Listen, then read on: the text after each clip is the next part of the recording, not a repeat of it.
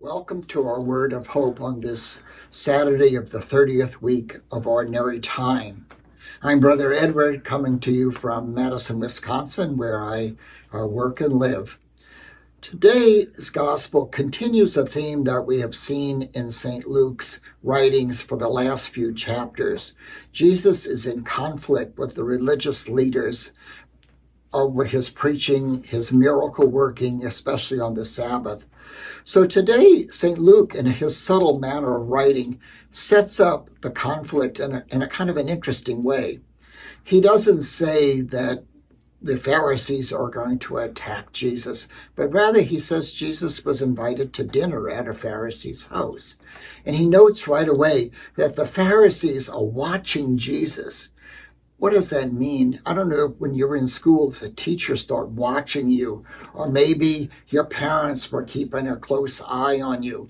It means potentially you could be in trouble, huh? And so the Pharisees are waiting for Jesus to make a misstep. But interesting, St. Luke says, but Jesus is also watching them. So it's a dual stare contest. And what does Jesus observe? As the people are sitting at table, the Pharisees are putting themselves in the places of honor. They're stepping up to the front seat, if you will. Now, that obviously seems kind of ill-mannered for us as Americans today, but in the ancient world, the idea of promoting yourself was not a foreign idea.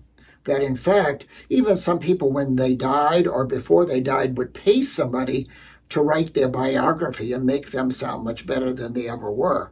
So it was part of a Hellenistic ancient world to puff yourself up. So in some sense, the poor Pharisees are following the cultural standards of their time. But Jesus points out to them that by doing this, they set themselves up for embarrassment, because possibly somebody of greater honor would arrive at the meal and they would be asked to take a lower place and be humiliated. Jesus is telling this parable, if you will, the story, to illustrate something that he is fundamentally doing with human life, and that is he is turning things upside down.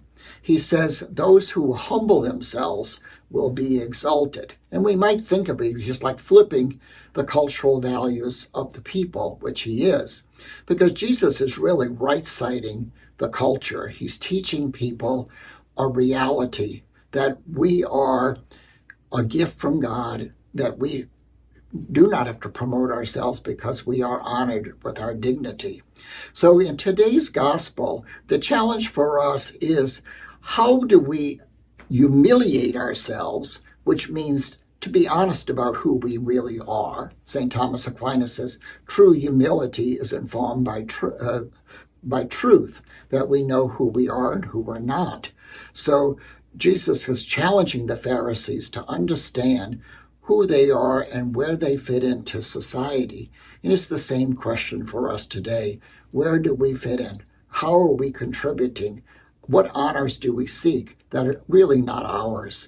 And to follow the way of Christ, the way of humility.